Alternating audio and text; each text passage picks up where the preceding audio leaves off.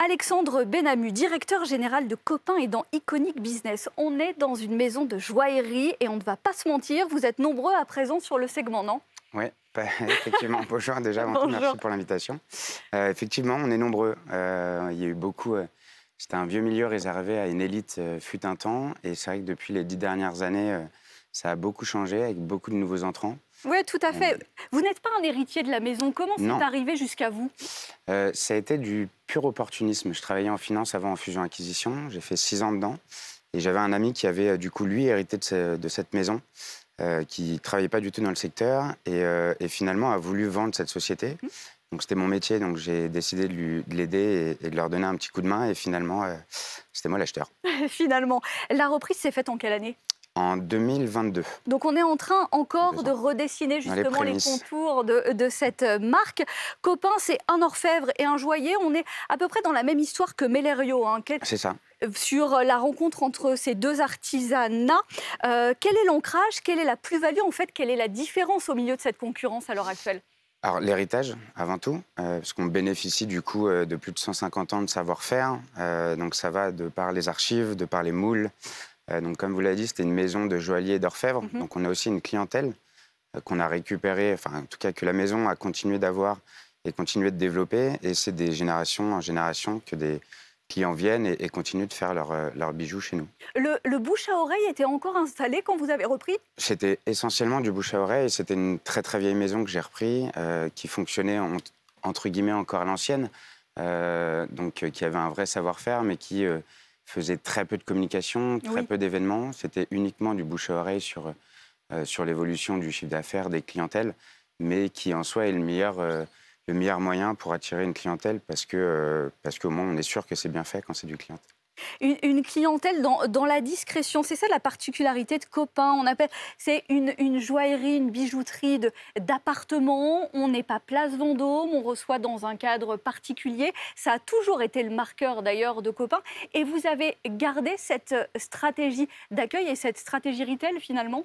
Oui, on continue. L'idée, c'est aujourd'hui, historiquement, c'était une maison qui faisait que du sur-mesure. Donc, vous veniez avec un projet, une envie particulière ou pas, et on réalise la pièce de joaillerie de votre choix, avec un accueil et un accueil client très particulier. Et on décline cela pendant 2 mois, 3 mois en fonction de la pièce.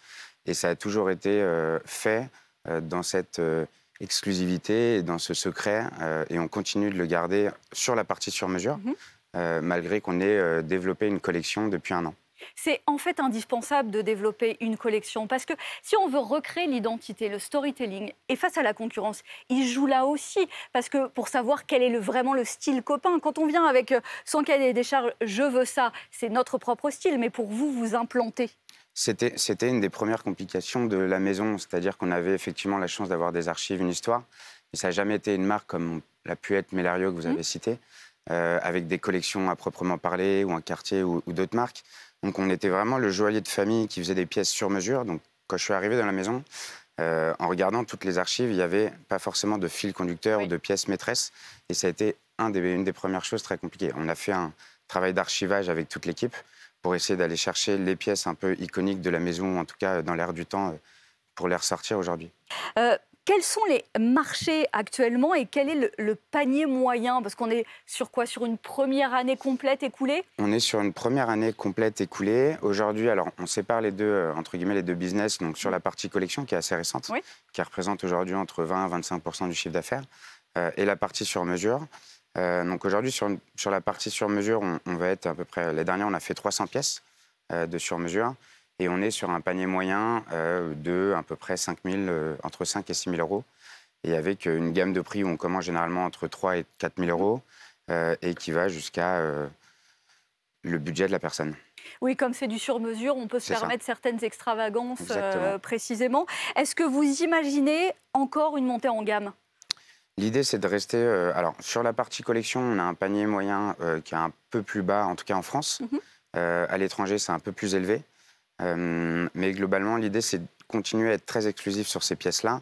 Et effectivement, on a des demandes très particulières qui nous prennent un temps un peu plus important sur certaines pièces, une parure par exemple ou un set complet.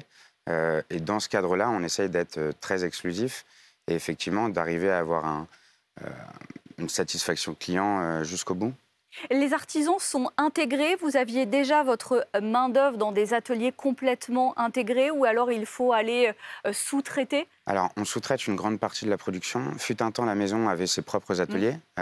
Et puis après, la maison a subi un peu quelques ruptures et difficultés. Donc, l'atelier a été séparé parce que la difficulté est une des grosses charges de l'entreprise de la joaillerie, bien évidemment, Bien c'est le sûr. savoir-faire artisanal. Aujourd'hui, on jongle avec différents ateliers, essentiellement à Paris pour la plupart, quelques autres en France.